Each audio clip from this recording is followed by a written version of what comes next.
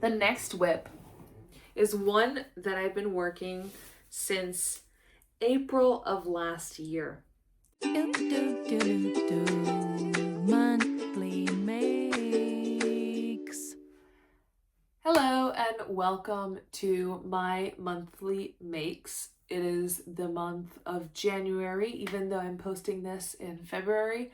And the reason is because I want to recap everything I did the month before.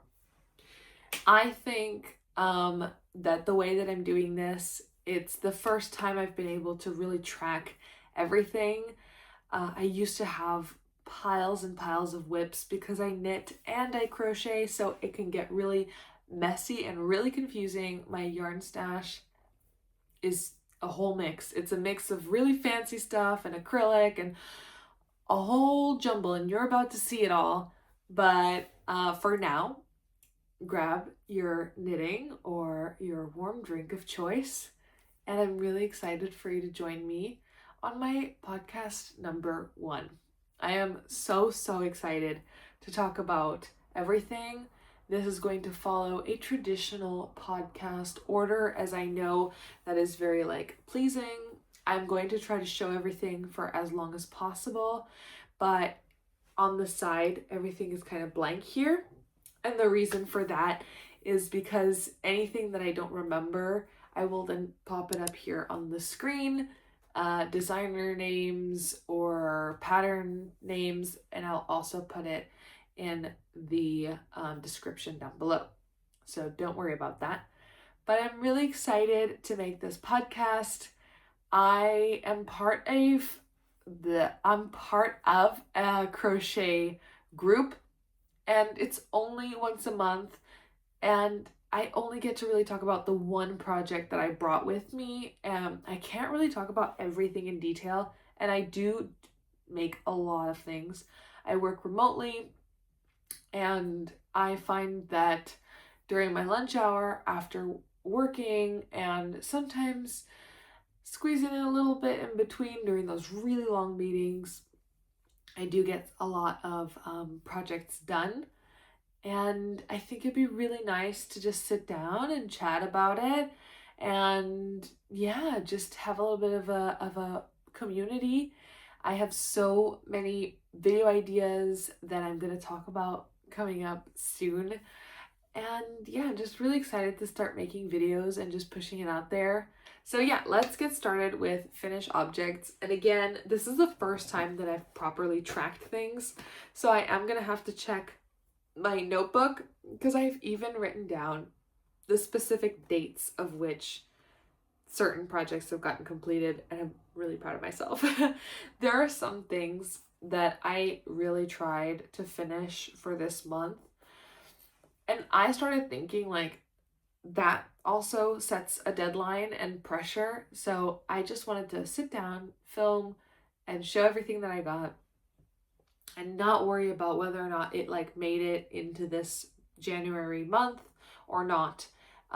It's more just kind of a recap of the last month and everything that's been, worked on, and everything that's been going on.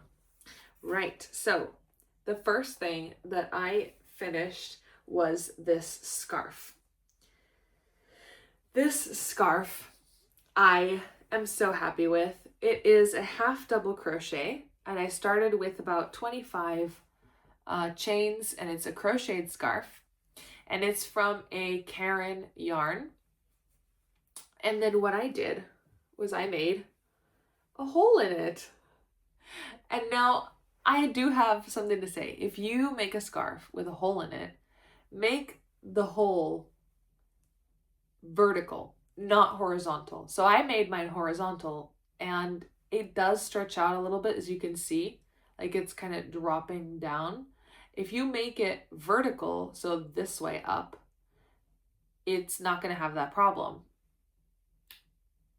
And it's also going to look nicer.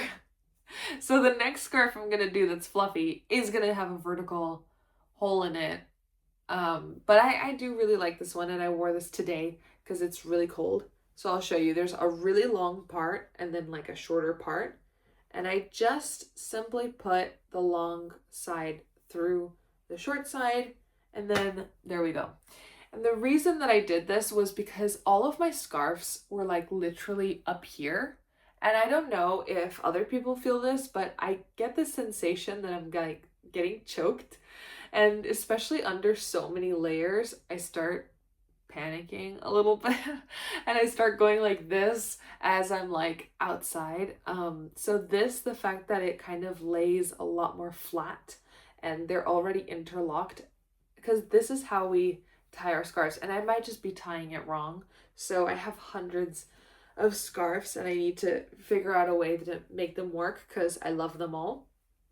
We kind of go like this as a loop, and this is like what my mom taught me, and then you bring it through the loop, and that's just a lot of fabric up here, and I get, a little bit, even now I feel like there's too much touching me. So yeah, I did it like this, and I kind of made it in this green because everything that is like winter accessory I have to share with my husband. He loves the things that I do, and he's so sweet. He's like, "Which one can I use?" And I'm like, "All of them." Like the things that I make are for him and I to use and feel cozy and feel warm. But he always asks and I tell him he's allowed to use this one. He's like, "Yes." He's so happy. So yeah, so I just go like this, and I keep the short one in front and then the longer one hanging down a little bit. And yeah, it's so fluffy and it's so nice. I currently live in the UK. So how did I find this Karen fluffy yarn? I am one lucky duck. My parents went to the US and they said, "Do you want anything?" And I was like, "Yeah." So they got me 3 skeins or 3 cakes of the 250 grams Karen yarn that is fluffy, and they got me 3 more of the Cloud Karen yarn that is ombre. And I'm so excited. Like, it was so soft, and I still have the ombre. And I was gonna make the 6-day star blanket by Betty McKnits. But I struggled. I struggled. And I am a very much like, I need positive vibes kind of person. Like, I need someone to be like, "You're doing so great. It's so easy. You got this." And like, I need like patterns that explain it to me in a way that is like easy to remember, so I can like take it on the go, so I can do it wherever I need to. The star blanket, people everywhere were like, "It's so repetitive." Once you know like the 6 different rows or 7 different rows, it's so repetitive. I could not even get to that row because I was watching the Betty McKnits tutorial, and she was like, "This is an intermediate pattern. You should count your stitches every time you finish a row. You should check everything." That is not how I do things. I don't like going back, counting again. I have a bit of anxiety, so having to constantly like recheck things, it really stresses me out. I don't mind row counting because I have a row counting app that I just literally click and it goes up 1 row. And like I can even draw little lines on a piece of paper to count my rows. But when it comes to like counting every single stitch, checking every single like thing that I did right, if I did like the double crochet cluster correctly, or if I did something else, like that really stresses me out. And then she said in her video, and this is not, I'm not at all trying to call her out because I think she's such a wonderful designer, and the pattern is popular for a reason. I'm just saying that I am more of a lazy crocheter, and I like to really just flow in my projects and enjoy it. So the fact that she said in her video that this is not for someone who just flows or for someone who likes to then fix things later or not count, then she was like, "This is not for you." My motivation sank. Like, I was I was like so close to finishing the row, and I was getting so frustrated because I was like, I have to pay so much attention to the pattern and the video. I was literally reading the pattern, watching the video. Like, it was so much work, and I barely got to like this big of the pattern. And I feel really embarrassed because there's so many people that have done it, but I really, really struggled. And I don't know what it was, but like I couldn't understand the pattern. And I know that there was like drama about this, and I'm really not in with the drama, but I tried really hard to do the star blanket with the ombre cloud Karen yarn. Could not do it. Like, could not. I now have that yarn for a different intention, and I have that saved to the side, but I had to unravel it. I had to frog it. I could not. I couldn't do the 6-day star blanket, and I tried really, really hard. But yeah, that's how I got the Karen yarn. Long story short, and this is, I'm gonna talk nonstop, but yeah, that's my first finished object. I finished it literally 1st of Jan. I think it was like New Year's Eve, and I was like holding the yarn, be like, oh my god, I need to start this.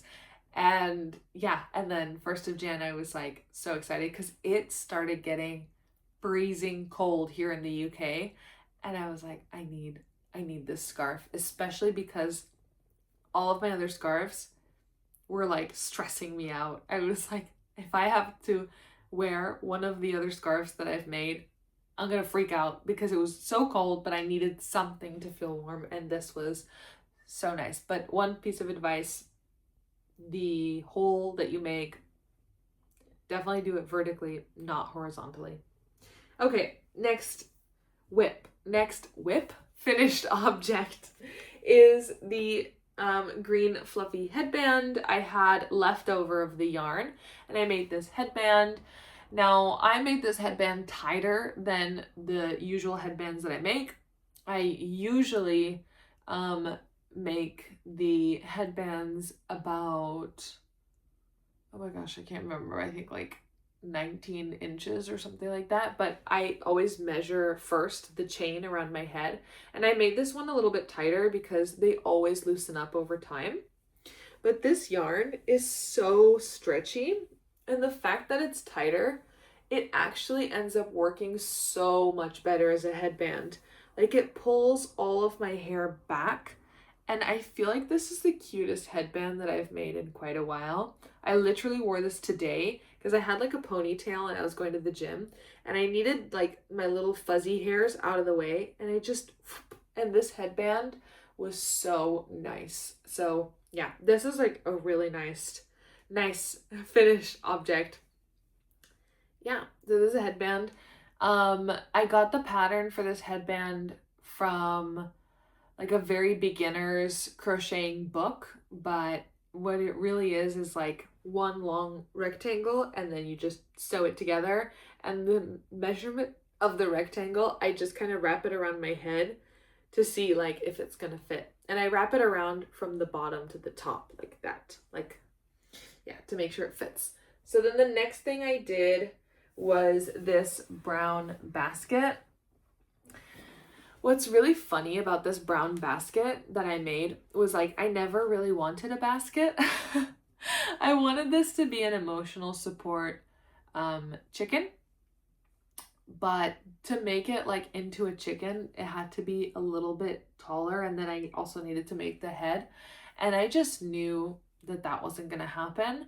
This definitely has a bit of wool in it, and the color was dyed by me. I put like 6 different dyes into a pot of vinegar, and I just threw yarn in there, and this is what came out. And I've never had anything to make with this yarn, and then I wanted to make an emotional support chicken and crocheted, and it ended up becoming a basket with little side bits, which I do use to actually hold some of my current whips. So it's been pretty good. Yeah, it's been nice. So that's the next thing, and I finished this the 2nd of January because I finished this also the 1st of Jan. So the 2nd of Jan.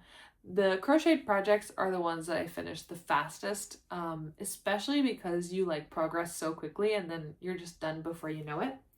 So yeah, so that's the third finished WIP. The next one is the emotional support chicken. Here she is in all her glory. Her name is Chiquitita, or Chiquita. Her official name is Chiquita, but we call her Chiquitita, which in Spanish means little. Like little, yeah, Chiquita. Chiquita is because we're calling her like chick and chicken, and then my partner is from Mexico, so we then started saying Chiquita, and he loved it, and so Chiquita is her name. And I did like a puff stitch little tail, and I did scallops here along the top, and her face doesn't have any beads in it. It's all like stitched with darker yarn. And I love it because I actually get to like sleep on Chiquita in bed, and the crevice here fits my arm really nicely. So I have really loved this pattern, this project. But right now she lives in the yarn room as like a little friend that can like support. Ooh, make sure she's on there well.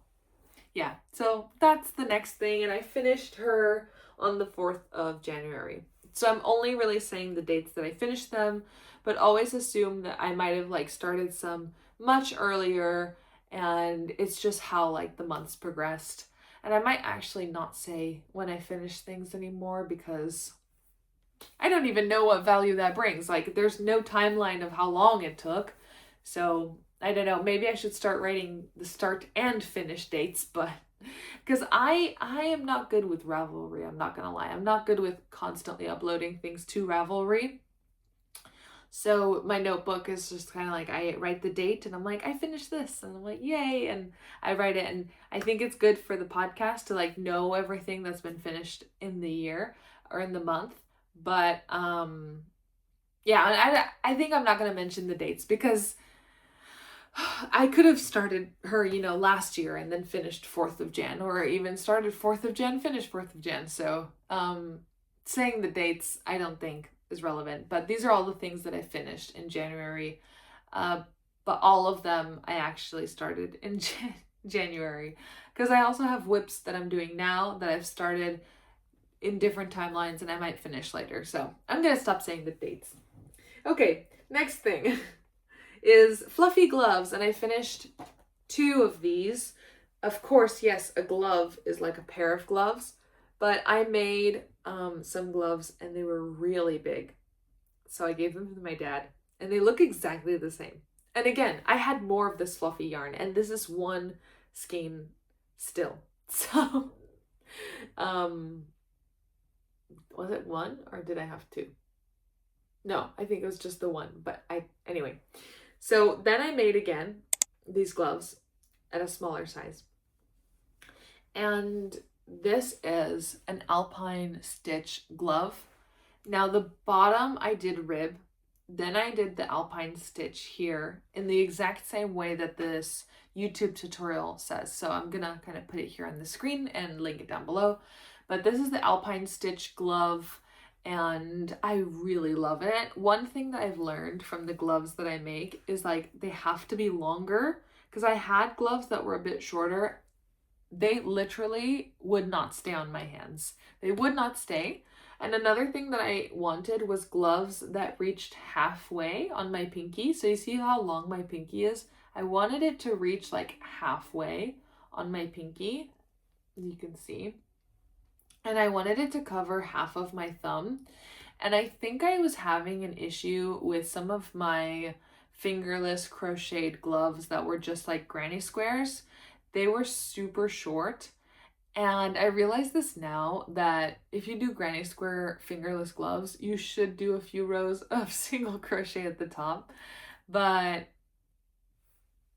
I just left it because I was a beginner at the time, and I really wanted some really well fit um, gloves, and then I made a pair that were big, and then these. So this is my next finished object, and they're a pair of alpine stitch gloves.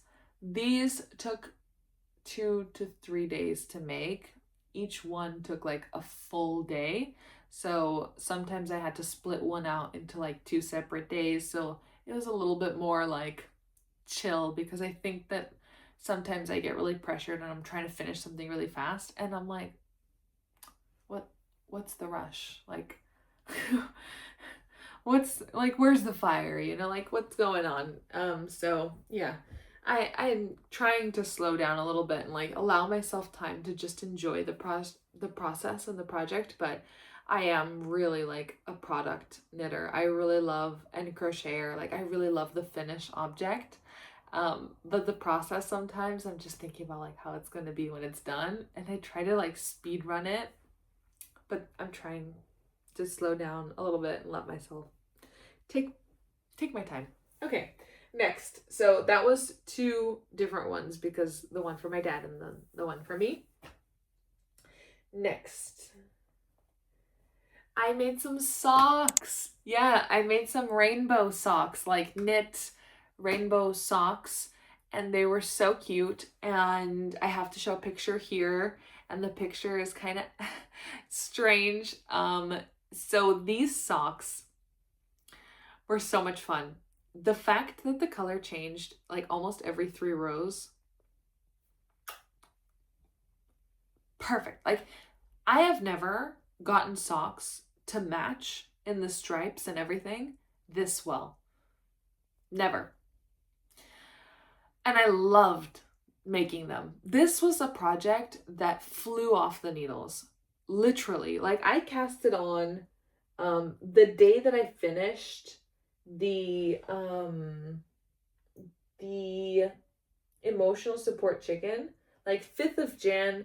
By the 10th of Jan, I finished these socks. Like, I have never finished a pair of socks that quickly. I've always taken more than 2-3 weeks. This was like literally like 5 days, flew off the needles, because the yarn was so stripy. It was so, like, I did about 5.5 inches of the leg, and then I did a shadow wrap heel, and then I did the foot and the toe. Now, the reason I don't have these socks is because on the 10th of January, we were getting together, my whole family, my mom and my dad. They celebrate their birthdays on the 5th of Jan, but the only day available for everyone was the 10th. So we all met on the 10th, and we were just sitting, and they were playing games, and I was on the couch, and I was finishing this sock. I was literally like on the last piece of the toe for the second sock. And I was talking to my sister-in-law, and I was like, would you ever want a pair of socks? And she was like, oh yeah, I would. So I said, what's your shoe size? Same shoe size as me. Exact same shoe. Oh, so I was like, you need to have these socks.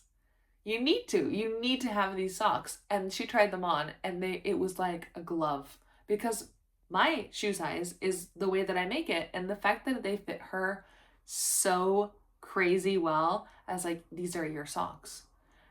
And I did, like, I wasn't even like remorseful or anything, because it was literally, it was made for my sister-in-law.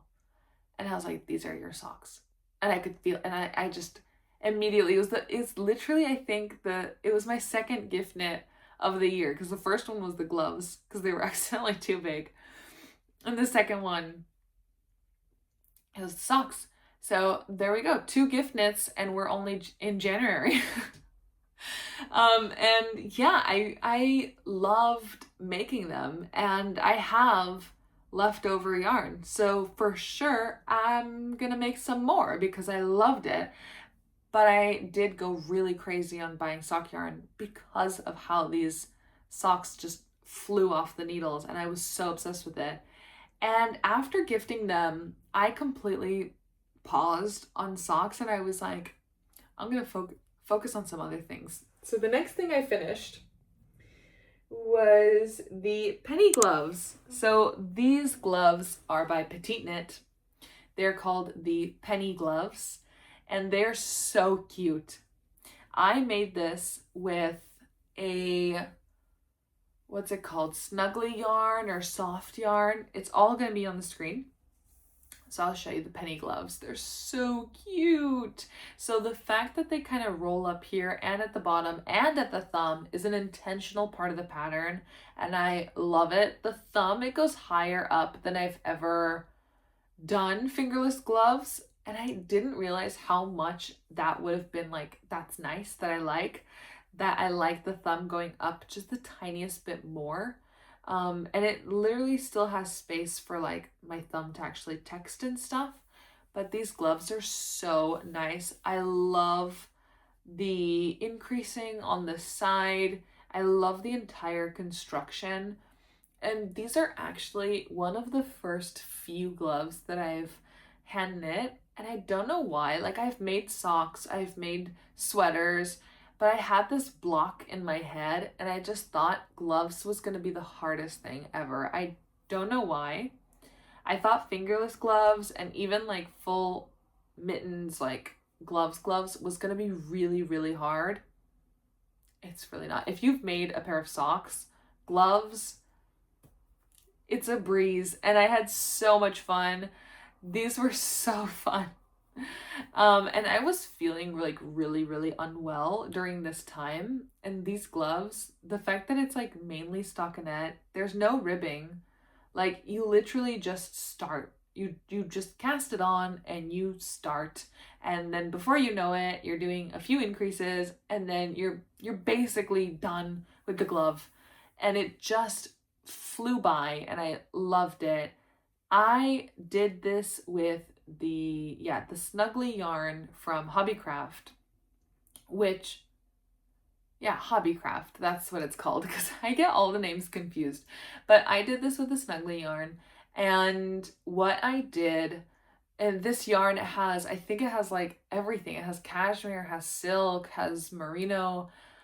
I'm gonna put it on the screen, but it was so nice. It was a fingering weight, and then I held it with a strand of mohair, and this is a mohair from this store called Sostrain Green, and I don't know how to pronounce it, and I'm so sorry if I pronounce it wrong. I love this store. I love the store. It's so craftsy. It's so peaceful. Like, they allow dogs in there, so I go in there with my dog and I just look at everything. They sometimes even create like a little creative space for you to like do the project they set out. So one time I went during Christmas and I made like a little pom-pom, and it's just so nice there. And I used a strand of the mohair with the snuggly yarn, so it is a bit lighter in color because it's like a white with a really light pink. And I find the mohair a little uncomfortable in my hands.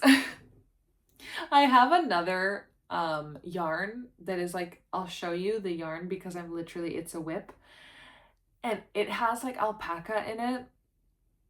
And this yarn is what I want to make these gloves because the length of these gloves is literally perfect. And I wore these gloves today, and the first 5 minutes, it's a little like you can feel it poking you. I haven't washed these yet. I think I'm definitely gonna wash them with some fabric softener and just see if that like helps something. I didn't wash them because the fit is so good and I didn't want them to like grow at all, or else like surprise present number 2 for my dad. And they're pink. But yeah, I haven't washed them and I'm a bit scared, but the prickliness of the mohair, it bothers me, and I've never felt that with other fibers like alpaca, but with mohair, I don't know why. It just, if it's a sweater, it's fine. If it's something that's like super touching like my skin, then yeah, I don't know, I get a bit uncomfortable. So yeah, these are the penny gloves, and Petite Knit is just, I love Petite Knit. If I had infinite dollars, I would just buy all the patterns.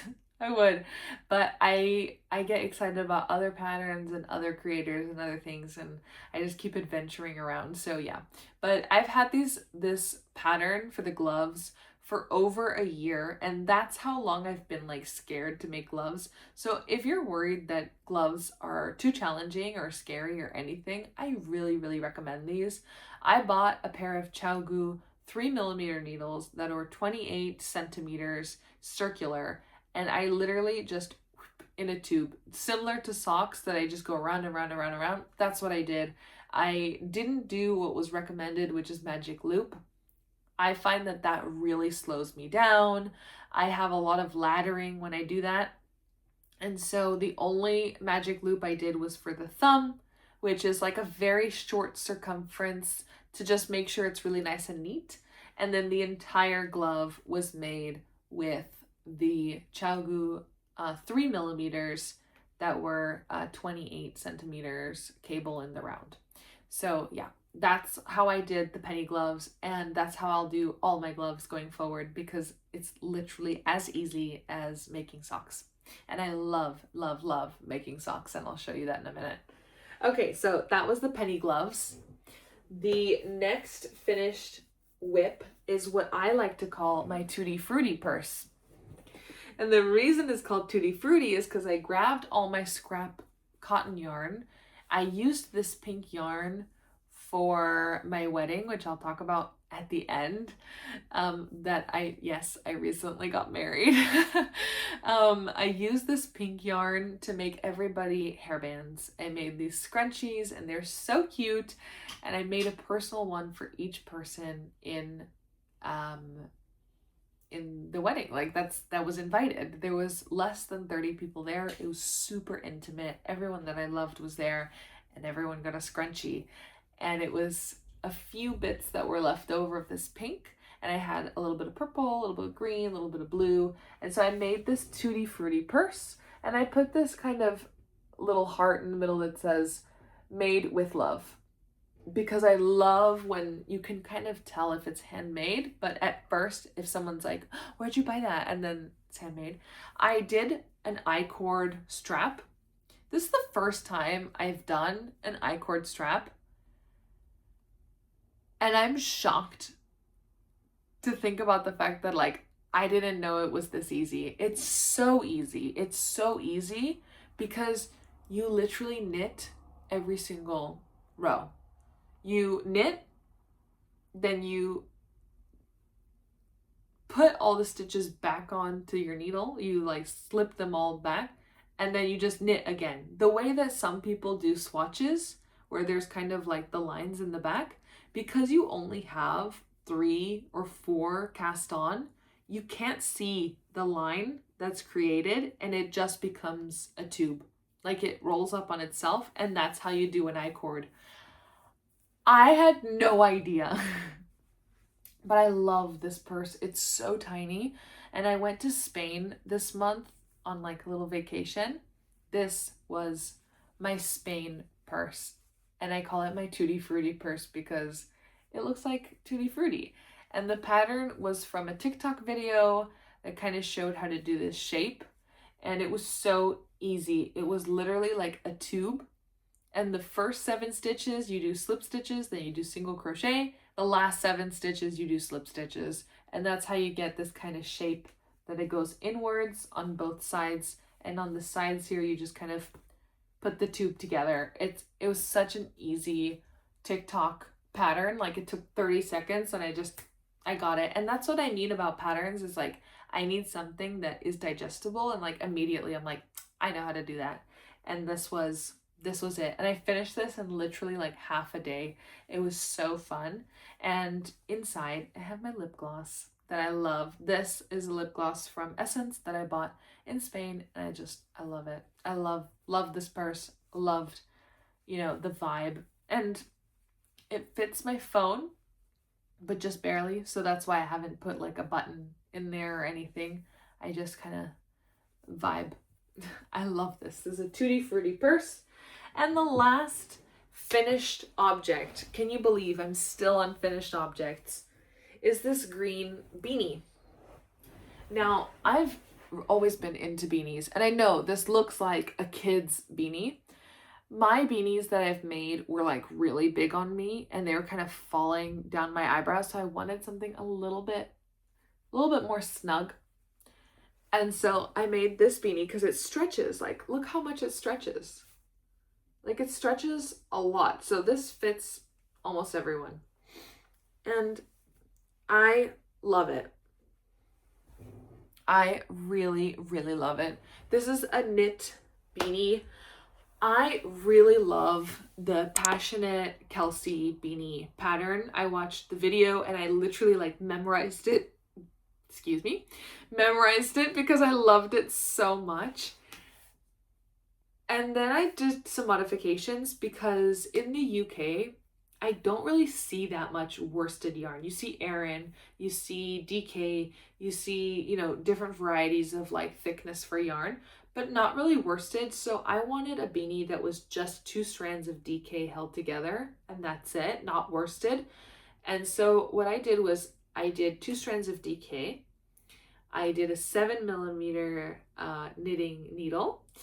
And then I followed her pattern, but instead of casting on, I think she does 56, I did 60. So I did a few more extra stitches and the ribbing and everything makes it so nice. Her pattern is amazing. It has a few decreases here at the top and I am obsessed. I'm gonna make so many more of these beanies. I finished it so fast because it's literally, the pattern is so good. So I'm gonna link it down below. I've made so many of these. I think I counted like 6 so far that I've made, and they were all like using 2 of DK and 1 4-ply to kind of equivalent that worsted feeling. But now I've modified it and it's a bit smaller so it fits a bit more snug because my head is, I don't know, it's more like long than it is wide. So I needed something that wasn't gonna like go on my eyebrows because that's kind of what was happening with my other beanies.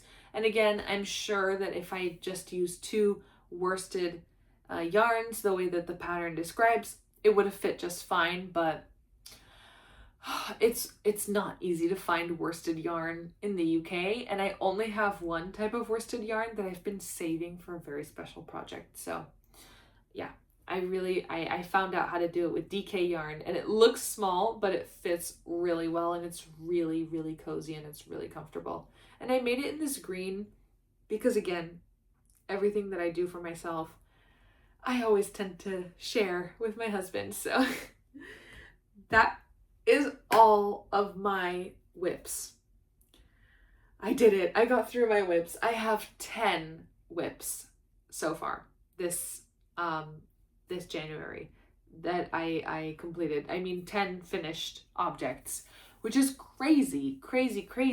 And I'm really happy with everything, especially the fact that out of 10 there was 2 gift knits, and they were all, you know, fairly small projects, but still I'm really, really happy with everything that I made.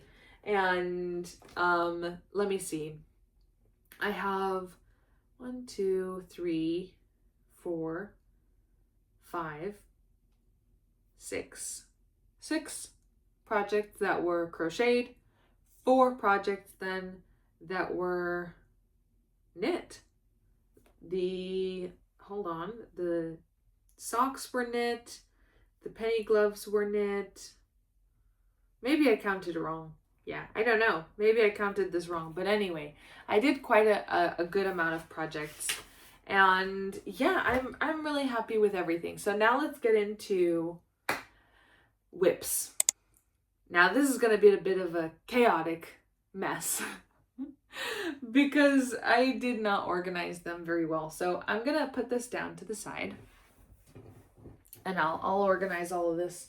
I don't know why I have random balls of yarn here, but I will try my best to show you my whips.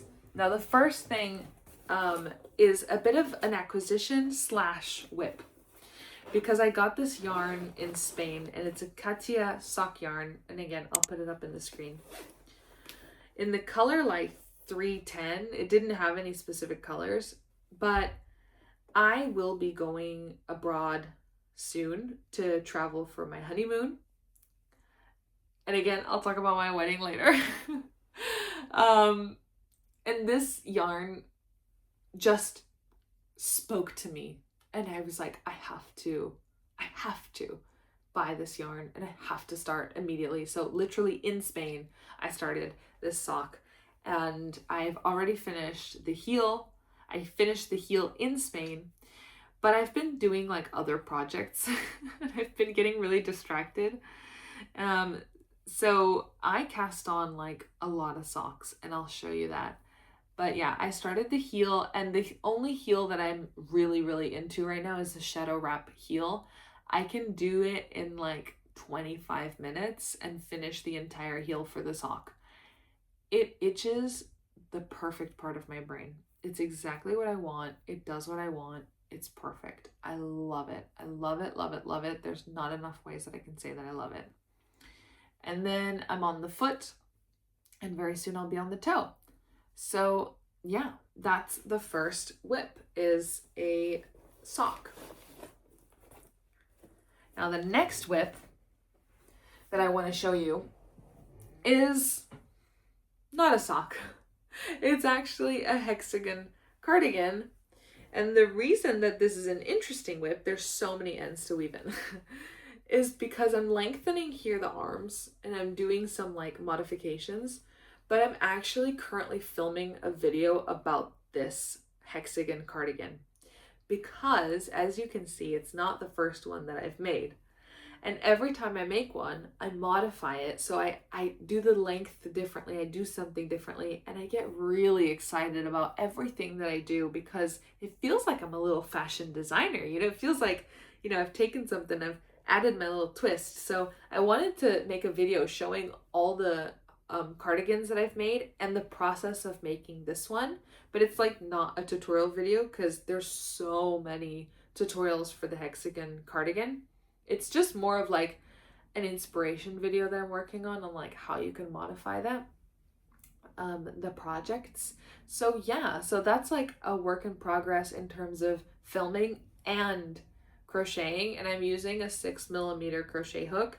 These Prim hooks, this is all that I use because I rotate the hook as I'm going, and because it's like so smooth and rounded, it's perfect. And for the people that are more like stabby and like structural, I don't think you'll like this hook. But if you rotate it often and you get a lot of hand pain from the traditional hooks, I really recommend these Prim crochet hooks. And I have the 5mm. I've bought like 3 of them because I thought I lost one. I had full panic. I bought 2 more, then I found it. So now I have 3 of the 5mm, which is my favorite, and I use the 6mm for this cardigan. So that's another whip that is in progress. The next whip is one that I've been working since April of last year. This one's tricky for me to finish. It's a sweater, but I have started picking it up again because I'm really excited for this sweater, and I've also started just enjoying knitting on it without an expectation to finish. So I'm gonna knit, knit, knit, knit, knit, and then whenever it's actually reached the measurement that I want, that's it, I'm done. And I'll measure it like once every few hours. Like instead of constantly checking the way that I do with socks, I'm just gonna try to be super chill with the sweater, let it flow, or else it literally will never come off the needles. So this is the sweater. It is a standard raglan. So if you want to make this sweater, what I recommend is to follow the tutorial for Step-by-Step Sweater by Florence Miller, and then just add in the middle, so count in the middle, add a few stitch markers, and then create cables in the arms. So I'll show you the sweater. This is her. It's a raglan. It's very simple. The reason it's taking so long is because the body is a lot wider than I've ever done, because I don't like extremely fitted sweaters. And I've had one of those and it made me feel really insecure, especially in the winter because I have to wear like 3 t-shirts underneath the sweater and I'm freezing. So I made this one a lot longer as well because it needs to like really suit my body. And I didn't realize like when you put things on they shrink because your curves take up space. And the ribbing itself is what's taking a really long time because the body is a lot bigger. It doesn't look like it because it's scrunched up, but the body, it's quite big. And then the ribbing, I wanted it to be really chunky. So to go a full round takes me like 10 minutes. And it's just been really slow. And then there's no short row shaping on this. And this is something I like really regret because now that I understand how short row shaping works, I wish I would have not been scared to do it before. That's something that, like penny gloves and short row shaping, I don't know why I get really intimidated by like these different things, and I take a long time to get over it. Like I take months to then be like, all right, let me try it out. And then I try it out and I'm like, that was really easy. Like I should have done that from the start. But here it is. And then this is the detailing for the sleeve. So all I did was one cable and I want it to run down the entire sleeve. Just one simple cable. And I saw someone do this as well when they were learning how to make like raglan sweaters. And they were like, oh, I'm gonna just add a cable detailing. I loved it. I was like, that is so chic. That is so Ralph Lauren. That is so cute. That is so elegant. Because you could literally be wearing this sweater under a very thick winter jacket, and then you take it off and you just see this cabling. Oh, I died. It was so simple. It was so easy, but I was like, I need that sweater. And I couldn't get it off my brain. And I was going to do like a design of like a strawberry here in the middle. But I was talking to my mom and I was like, wouldn't this be so classic and so timeless if it was just the plain sweater? And I love color work and I love duplicate stitch and I love all the sweaters that have detailing on it. But for this one, especially in this bubblegum pink, and the yarn that I got for this sweater was from a previous trip to Spain. Surprise, surprise. I love going to Spain, especially because I did high school in Mexico. I love going to places where I can speak Spanish. It just feels like home to me, and I just feel really confident, even though my Spanish is not that good anymore. um, yeah, I started this a long time ago and I went to this store and they were like, you're not allowed to touch anything. And I was like, fantastic. I'll have that pink one and I'll have like 10 balls. Like I'll have 10 hanks of it.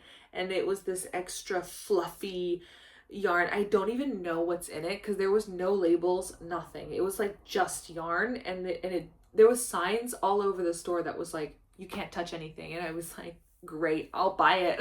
Like I was so in love with this yarn from a distance, and then I held it and I was like, oh, this is it. I know it's definitely like woolly and it does pill a lot. Like a lot of fuzz flies off of it. I can literally feel it in my nose. It's all over my clothes when I knit it. And for a sweater that's so beautiful, I'm like, worth it. Like this is my inconvenience sweater. It's difficult to knit. It takes a long time because it's such small stitches as well, and it's just taking forever. And I'm just gonna love it forever because this is what feels like the luxury sweater that I'm gonna have. And I've shown this to family as well, being like, this is what I'm working on, and they gasped. They were like, that is stunning. So this is a whip and it's going in my whip bag. So yeah, that's another whip that I'm working on, and one day I can show you the finished object. But yeah, hopefully the next podcast it may be finished, but it just takes so long, and I'm trying to like allow myself to just sit, knit, not overthink it, you know. This is the next thing, and it is the start of a little sweater for my dog. I have a schnauzer, and she is white. She is fully white. She's so cute. She's so cute. Like, oh, I love her so much. And I wanted to make her a sweater because she really likes feeling warm. Like, we take her outside and she's like, if it's too cold, like she'll refuse to step on the floor. But she loves playing in the garden, even if it's like snowing. Just to go out for a walk, she makes a big fuss.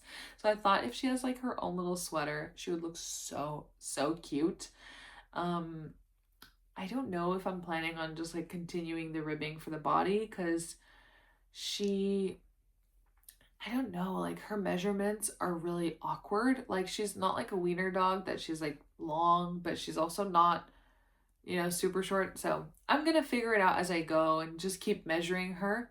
But yeah, I love this whip. It's this little sweater for my dog, and this is like the neck, but I wanted to make the neck really long so that you have the option to like fold it over, because she does get a little like, you know, choky, and then sometimes we can leave it up if it's like too cold. And I know she's just a dog, but I really want this to be custom and perfect for her because I love her, and she's the baby of the family. She really is. She's my parents' dog, but I'm obsessed with her. Okay, so the next whip, all the way here in the front, is another sock. Now this is the alpaca sock. So this is called Homespun from King Cole Double Knit, and it has 22% fine merino superwash, 22% alpaca, 23% polyamide, 23% acrylic, and 10% viscose. You can really feel like the alpaca and the merino. It's so soft. So I'm making a pair of DK socks. I am on the toes, and I haven't finished this. I don't know why. I think it's because that it has alpaca, and I don't really wear socks that have alpaca because I like the socks to be very woolly, very like rustic, and I know they're gonna wear really well. I don't know why I have this thought that like this sock is not gonna last. And I'm like scared to finish it because I'm like, what if it has a hole in the fabric and then the yarn's so nice? But I really need to finish these because this yarn, I want to make a pair of penny gloves. And if I don't finish the sock, I'm not letting myself start the penny gloves. I do have one yarn here that is like for the socks. So I know I could start the penny gloves on the extra skein. But I don't want to. I don't want to because I need to start finishing my whips. And this has been a whip since, you know, 6 months ago, basically. And I haven't finished it because I have this little voice in my head that's like, you're going to get a hole in it and it has alpaca and it's so nice. And, and I'm like, I know, but I need to finish it, especially because like feeling such a nice yarn on your toes. It's so nice. And that's why I love my socks, you know, because it's like a little luxury. It is. It's a tiny luxury that you get. So speaking of socks, let me show you my sock whips. So this one is for my husband because the colors of it were just very not me. And then he was like, I love it. Can I have these socks? Like I was halfway through and I was at the foot length. So we have the same like casted on stitches, but just his foot is a little bit longer than mine. So I was halfway. I finished the heel. And I was like, I really hate these colors. I don't like the combination I chose. And he was like, I love it. I'll wear it all the time. Please make me this yarn. So I was like, okay, I'll make them for you. So this is the sock. And the reason I didn't like it was because this is kind of like a yellowy brown. And it also has alpaca in it, which I think is fine for like the cuff. But the whole sock, like I want it out of some sort of wool, and I thought that it matched the middle stripes that have this kind of brown color, and then it just kind of didn't. And I don't know why. I was just like, I don't like these socks for myself. Like, I like lighter colors and, like pinks and stuff like that. Especially because, like, if I'm wearing a quite dark outfit, I like it to be like a pop of color in my outfit. So, so he was like, I love this. And then I started looking at the yarn more, and I was like, what if instead of this kind of color, I did like a purple? Like a light lilac purple. And so once I finish these, I want to start a pair for myself with the same yarn, because this base color, I usually have enough to make 2 pairs of socks. So this is the Nord Unicolors, and it's in the color 23, and that's what I'm using as the pop. And the main sock is this West Yorkshire's signature 4-ply in the color, is there a color? Oh, I can't find the color. But this is the color, and I found this yarn at a thrift store. So I was like, sock yarn at a thrift store from West Yorkshire Spinners, mine. And I took it without thinking. And now this is going to be a pair of socks for my husband. And then I'm going to use this purple, which I don't have the label. I'm going to use this purple for my socks with the same base. So we're going to have like husband and wife matching socks, and I'm really excited. But that's the problem. I start a pair of socks, and then I get another idea, and then and I get to like 70% of the project, and I get too excited about the next thing, and then I never finish the first thing that I wanted to do. I don't know if you can relate. So another sock that I'm working on is a color work sock. So this is a Zuber ball in like the blue colors. And then I have this pink. This pink and the purple are the same yarn. So I'll put that on the screen of what the yarn is. And I'm making this color work sock. So I watched this video by Summer Lee Knits, I believe. And she talked about this sock heel that she does, that is like, you just kind of put scrap yarn and then you can make your heel. I think it's called a forethought heel. And I got really excited about that idea because it just means you can continue the entire sock.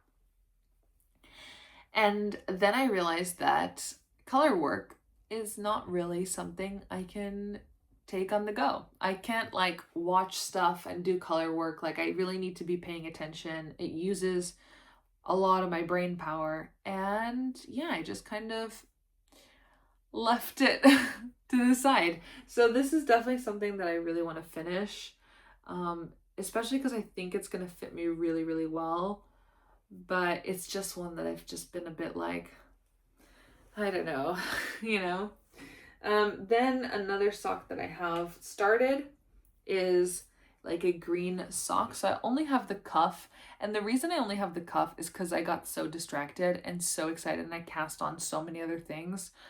So I only have the cuff, but it's going to be like a green and white stripe. So this is also the Nord Drops yarn in a green color. And then I have this white. Now, this is the Jowl white yarn that they sell in Loops London, and I love this yarn. So I already took out like the middle thingy, and then I am gonna work center pull. I cannot work from yarn from the outside. The whole like pulling on it every 20 minutes, like I can't deal with that. So yeah, I created this mess, but it's fine. And I'm gonna stripe it with the white and make like green and white stripy socks, because I've just not really had a pair that has been striped. Like, I've worked with different colors, but it's always been the way that I've done my husband's socks. And I just really, really needed a pair that had big, thicker stripes, a bit more intentional knit that also wasn't color work. So I'm really excited about these, but I think these are kind of on the back burner until some of the other socks are finished. And the last few whips, so many whips. It's crazy. But I think I got like cast-on-itis in January. Like I was like, it's a new year, it's a new me, I'm gonna do everything, and then everything didn't happen. So I had a bit of an issue because I have so many whips. I did not have any project bags. So I started crocheting a project bag. I started with a granny square at the bottom, and I'm making this myself, but I really don't like the construction. I really, really don't like the construction. So I'm probably gonna make some more project bags, but yeah, it's just square base, and I'm gonna keep going up, and then I'm gonna do like a drawstring at the top. So yeah, this is just single crochet, but I did like a granny square at the base, and then single crochet around until I get to the top. And I'm using a 4.5 millimeter hook. And the last two whips, I'm doing a crochet beanie. So if you don't know how to do a crochet beanie, you start with a chain of, well, it's not a specific number, but you chain until you reach almost like 12 inches. And then you do double crochet in the back loop. And once this wraps around your head, you sew it in at the top, fold this up, and it becomes a beanie. So I'm halfway, as you could see by me squeezing on my head. And then I'm doing another beanie, which is the Kelsey Passionate Kelsey beanie pattern, which I'm linking down below. And this one, I'm using 2 strands of DK and 1 strand of 4-ply to try to match that worsted weight. And it has a red, a white, and like a sparkly pink color, or like I think it's sparkly white, red, and pink. But yeah, it has some sparkle in it. It kind of reminds me of like a candy cane. It's so cute. But yeah, I'm gonna have to figure out what I'm gonna do with all these beanies because my family's like, you barely wear beanies and you have too many. And I'm like, I just love making them. I love making beanies. Okay, so that's all my whips. Now let's get into things that I've purchased because I went crazy. And I'll show you the bag. This is everything that I've purchased. Let me just check my battery because my phone might be dying, and I'll come back. I found a charger, so that's great. So my phone's now charging. Great, let's get into this. Oh my gosh, let me actually just clear the floor a little bit because what a mess everything is. Gotta put my whip there, everything there. And you know, you might think to yourself, it's not possible someone has that many whips. I should probably put a whip counter here, but I do, and I do actively work on them. It's crazy. Like, you know, I'll switch between one and another, and like even this one I started when I bought the yarn for the Aldi event, and it just worked up so fast because I love hexagon cardigans. But I just keep going. The only one that's been like a really slow whip was that pink sweater, but that's kind of like my Mount Everest, you know. It's ongoing, never ending. It is what it is. Okay, I think I'm ready to talk about my yarn purchases. All of these, no, that's wrong. Not all of them, but most were in Spain because certain brands I cannot find. So I'll start with the ones that I cannot find and I'll explain. This is Regia yarn. Now, these socks turn out very specific, and there's a yellow so that you know exactly where to start. I almost died when I saw this. I was like, this is so smart. I've never seen this before. And I literally make the perfect pair of socks. What? And the way that I knit as well, all I would have to look out for is like that heel color. And then I just make the heels with the way that I make my heels, and then I continue them on. I know there's probably like patterns so that you do it right or whatever, but no, like I don't even need to measure anything. Like I just do ribbing until the top yarn finishes, and oh my gosh. I love. And it has this kind of turquoise blue and neutral color that you can see here on the outside. That was the first thing. Then again, Regia yarn. This is such a trippy, wavy color, and I was so obsessed. Look how it turns out. Like, what? Who even designs this? It's crazy. And I think I don't even know where this yarn comes from. It's so magical. I'm shocked. I love this yarn. Love this yarn. Okay, last one, I think. No, I have two more from Regia. So this one is the same concept in pink, that it has this yellow so you know where to start, and then it turns to be the perfect sock. And it has this kind of gray on the outside and this like pink on the inside. My partner was really, really sure. He's like, just buy these. If I love these and then I cannot make another pair of socks in this kind of very simple, they do all the thinking for you, and I didn't have another thing, like I would have cried. So the fact that I have this in pink and a turquoise, I was so happy. And then the next one is this blue that has kind of this blue stripes effect.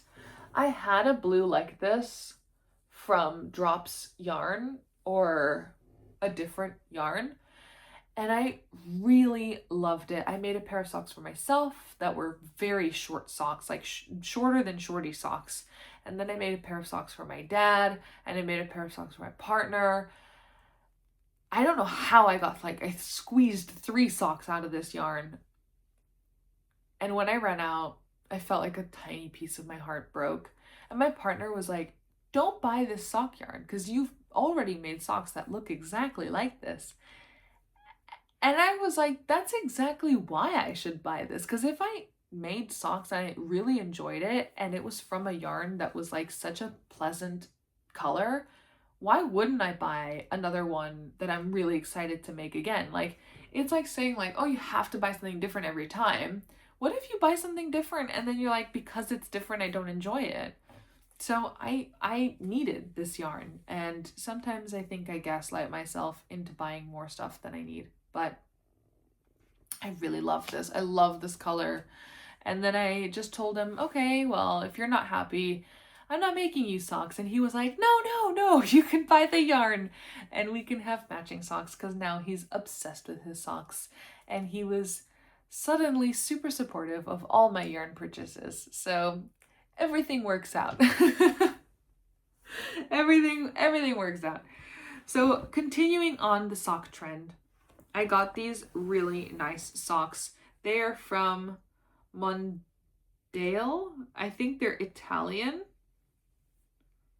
Made in Italy. Yeah, made in Italy.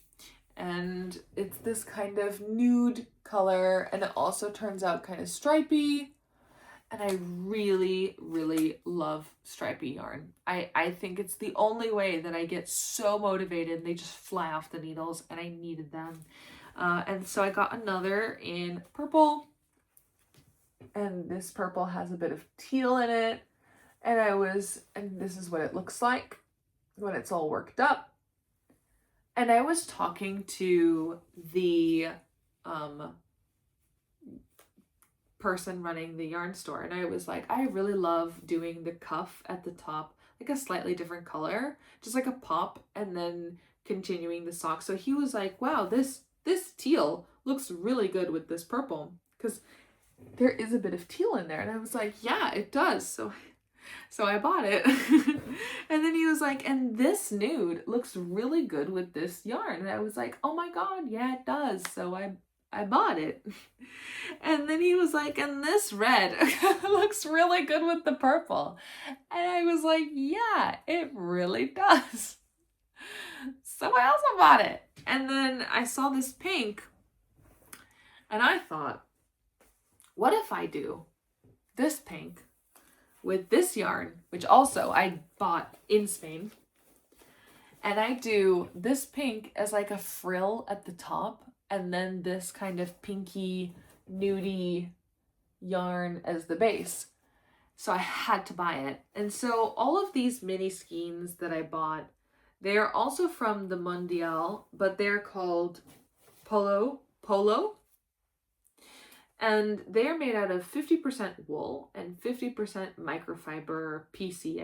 I don't know what that means. But these sock yarns are made out of 70% wool and 25% nylon, and it is superwash. I think that even though this is 50-50, this yarn is more than okay as like for the cuff, and this one being more like woolly is fine for the entire body of the sock. But again, if something that I have is like a lot more thin and luxurious, I tend to get a little bit scared of making socks out of it. So that is all that sock yarn. I don't know why I just put the red like back in there. So the next yarn that I bought was 8 balls. So I'm not going to show you all 8 balls, but it's this Katia Alabama Best Basics. It's a 50% acrylic and it's a 50% cotton in this kind of navy color, and the color is number 5. So Katia does a lot of the colors like just a number, but I got the number 5, and this is going to be a sweater vest for my brother. Now, my brother is having a party to celebrate his 30th birthday, and in my family, when you turn 30, it's a milestone. It's a really big deal because that's like 3 decades that you've been alive. That's crazy. Like, that's really crazy. So my oldest brother, he turned 30 a year or 2 years ago now. No, a year ago. A year ago. And my middle brother, because I have 2 older brothers, he's gonna turn 30, and so I want to make him a sweater vest. And I found the pattern, I showed him the pattern, he liked the pattern, he let me know his typical measurements in terms of like men's size L, and then I can just take stuff from my dad's closet and just compare, because they're very like comparable, and make him a really nice sweater vest that he can wear for work and for whenever. But I really, really know my family, if it's too thick, if it's too sweaty, they're gonna suffer to wear it, and I really want something nice and breathable. So when you make something with a cotton blend, it tends to not only last longer but feel better on the skin than something that's like 100% acrylic. It's better just to do a cotton blend. So I got him a cotton blend, and I'm gonna make him a sweater vest for his birthday. So I have until June to make a sweater vest. And the good thing is that my mom, she's gonna make a sweater vest alongside me. So she is more of a beginner knitter. I'm teaching her everything. And she's just finished a beanie that I taught her how to do. Also the passionate beanie, because I just love it so much. And she's just finished it and she's really excited. And when she wears her beanie, it's like the cutest thing in the whole world. Like, she's so happy. She's like, I made this. And that's what I want. I want like that little joy to just spark in everyone. So she said she would knit it with me. And I don't know, because I've never done a knit along, but I really think it's cool to do something like as a community. So I don't know. And I don't know if people do knit alongs with like specific patterns or ask the pattern person for like permission. So if you know anything about knit-alongs, comment it down below, because I think it'd be really fun to like make a sweater vest with more people, and then maybe I might reach my deadline, because I'm thinking like, what if it's as small, the stitches, or as crazy long as like the pink sweater, and it just takes me forever. But it doesn't have any sleeves, so, but he is really tall, so I might have to make it really long. I don't want to think about it too much, because I think when I start it, I'll just really enjoy it. But I think it'll be fun doing it with my mom, and then we both get sweater vests at the end, and I get to gift mine, because I have way too many sweater vests, and I also don't wear them frequently. Like, I've tried to make outfits with my sweater vests for work, and I just think I have I have the right amount. Like, I just don't really think I need any in my closet, but I think it's definitely something that he doesn't have enough of. So yeah, I make a sweater vest. So I got 8 of those. Then at the Aldi yarn event, I bought this. Oops, sorry, Chiquita. I bought this. It's ombre yarn, roving, sorry, not ombre, roving yarn at the Aldi yarn event in the UK. The grocery store Aldi, they sell yarn twice a year, and in January is the first time. I think in September is the second time, but it always changes the yarn that they're gonna sell. And they had this yarn that's called roving yarn, and it was in the color berry, and I really, really loved it. And I got these extra pink balls of yarn that are in the color pink, and they are going to be then used for the rest of the sleeve and the rest of the body, because as you can imagine, a lot got sold out. So I only got what I could, and I knew that it was going to be a little bit small, so I'm going to use this pink to then continue the rest of the pattern. And again, I'm making a YouTube video about hexie cardigans. Then at the Aldi yarn event, I got this macrame yarn. I got 2 white and I got 2 of this pink or coral. And this is called pumice, the color. So these are the ones that I got. It's such a thick cotton yarn, and I know it's for macrame, but I was really curious if like how it would look as like a purse, because I think these kind of thick, really heavy yarns would make not only like such a nice purse, but I think it would be structured enough that like nothing would fall through it, because I want to have a purse that I can put a project in and not worry that I'm gonna like lose my crochet hook or a needle and or like anything that I put in my bag. I want to make sure if I put my projects in there that they survive. So yeah, I got this white to make 1 bag. I got 2 of them, and I got 2 of the coral to make another bag from Aldi. Now, the last thing that I got, and I'm so embarrassed that like there's so much that I bought, and I started January because let me tell you, in December, it was my birthday, and I bought a lot of yarn. A lot of yarn. I bought a sweater quantity of Knitting for Olive to make a storm sweater for my partner. I bought like a t-shirt amount of yarn from Knitting for Olive, and I think like a cotton merino blend. I bought a sweater quantity for another thing from Isager, like fluffy yarn. I bought Cardiff cashmere in December. I bought all this yarn, and I was like, I promise all of next year I'm not buying any yarn. And then we did a last minute trip to Spain, and that flew out the window. And at the Aldi yarn event, I'm really proud of myself because I think I bought like just the essentials. Like I was like, I'm gonna make 1 hexie cardigan and maybe a purse. And I think the fact that I've already used up almost all of the yarn, and I am gonna use it up fully, like I think that's a really good purchase. But yeah, in Spain, seeing yarn that I was really certain I couldn't get here in the UK, I was like, oh, I'm really excited.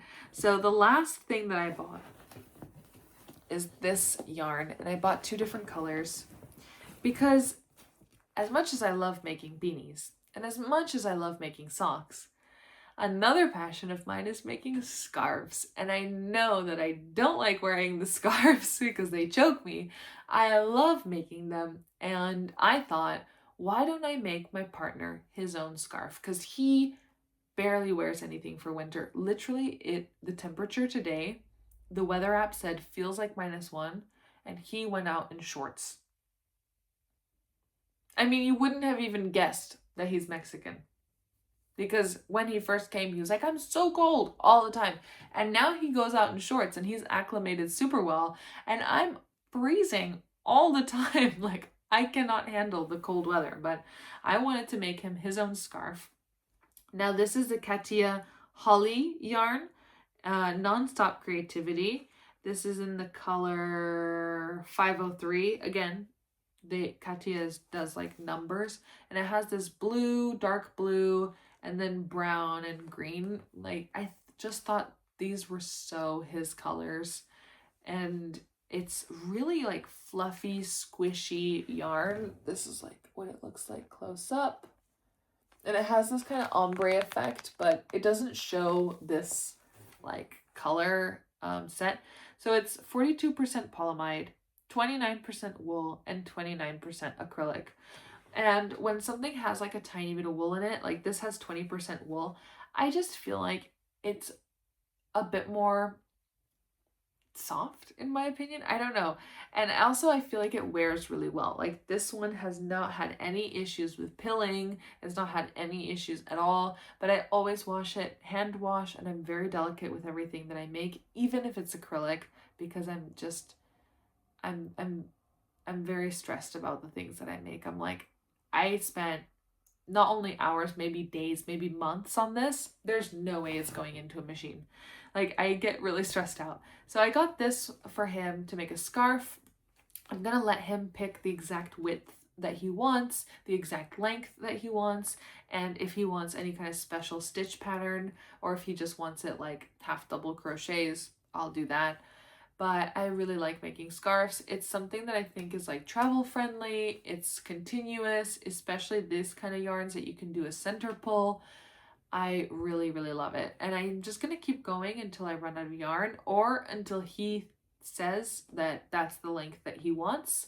And the leftover, I'll probably make a headband or a beanie with it.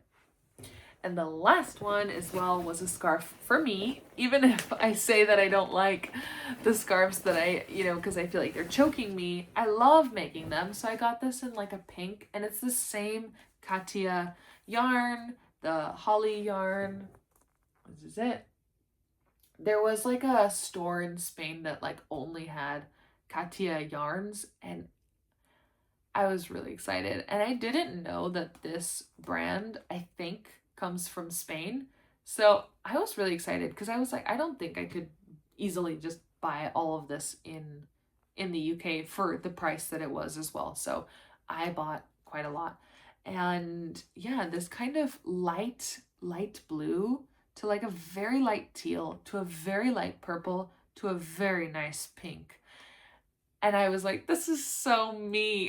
This is so me. Imagine this as a scarf with the hexie cardigan and the pink socks. I think pink is my vibe right now. So yeah, so that's the yarn that I bought. And I wanted to thank you guys for staying with me. If you're still here, then yeah, I'm really thankful for everyone sticking around. The last thing I wanted to talk about is personal stuff. So I mentioned that I have a husband and I got married and everything. So last year in December, I got married. And this was a month ago.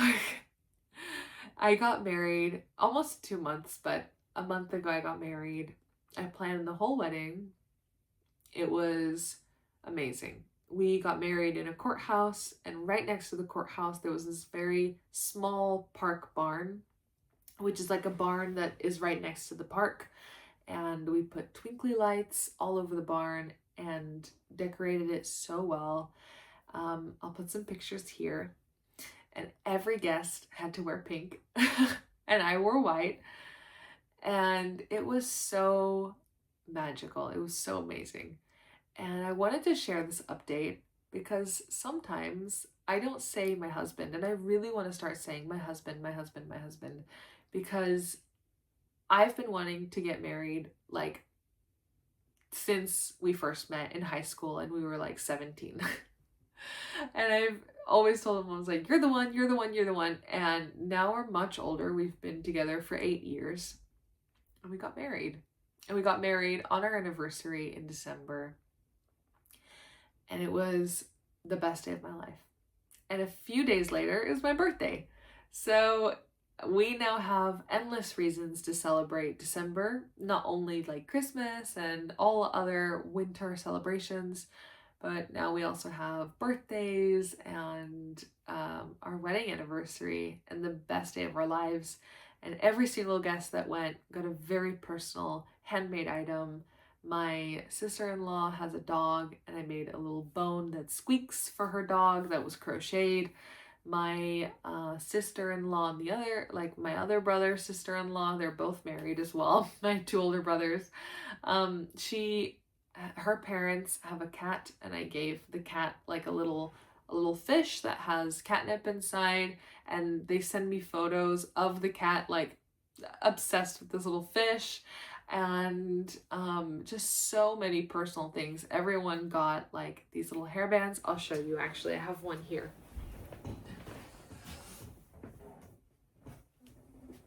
Because I was literally just wearing this, and my mom has her own, and literally every single day in Spain she would like put this hairband on.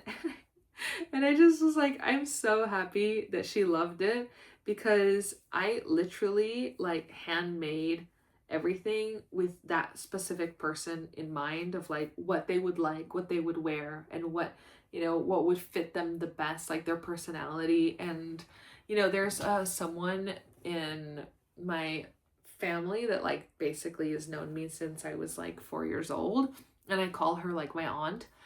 And she's so bubbly. And I just made her this kind of massive scrunchie, like full of loops. And it was so fun to just watch everyone open their personalized, like little gifts for my wedding. And that's why there was such few people, because it's literally like everyone that I have either known my whole life or just love very deeply. And so these are the hairbands that I made, the scrunchies with that cotton yarn. And this has like little peaks, as you can see. There's like little peaks. So like when you twist it and you put it as a hairband, it'll look like a flower, kind of, you see? And it looks really cute. And I made almost every single one different, really. Like, some have duplicates. If I felt like two people were very similar in vibe, I'm like, oh, I have to make this one again for this person. I made about 35 because some of my family members have brothers and sisters that couldn't come, and they were in our in Brazil, where we're originally from. My parents are from Brazil, so they got to bring that back with them, and some of my cousins that couldn't come then had their own scrunchies that literally had like a little label like just for them. So yeah, that was really special. I hope in the next video I have some more whips finished. I did want to talk about in the podcast as well some trends I've been seeing. So let me know if that's interesting to you. A few trends that I did want to talk about recently is the skiing hat cover. That's kind of like a balaclava, but for skiing. And it's really oversized, and it's really cute, but I feel like it would be like kind of in the way or inconvenient. But I really want to make it. And another thing that I saw trending was a knitting pattern on Ravelry, and it's called Melt the Ice pattern, I think it's called, and I'll link it down below. I really love the concept of this pattern and what it represents. And it's talking about all the different things going on in the world right now, in the US. And it's kind of like a protest pattern, and it has a really great historical background, and it's trying to stand on the side of humanity and human rights. And I think it's really cool that that's a trendy pattern right now. So yeah, I just wanted to take some time to talk about trendy patterns and things that I've noticed. And yeah, if that interests you, I'll keep a few notes. It's not always going to have to do with politics, but I think it's something that's just really interesting to talk about in a podcast and talk about things that I've noticed, because I'm not always able to pick up my needles and just start something new. Like, I'm really trying to commit to the things that I've started and really following through and finishing them. So by the time that that happens, many of these trends are already gone and they fizzle out. So now I'm trying to just talk about it or write it down somewhere, and then maybe I'll do it at a later date and really finish what I'm doing. But that does mean that I'm not always knitting or crocheting the trendiest thing. But yeah, let me know what you're working on. And I've probably already said like 10 different things that for people to comment down below. But yeah, thank you for sticking around for podcast number 1, the first one of many. And I hope you had a really nice, relaxing knitting time. And thank you for being with me. And I'll see you in the next video. And for many more, fingers crossed, because I'm really excited to talk about knit and crochet. All right. Bye.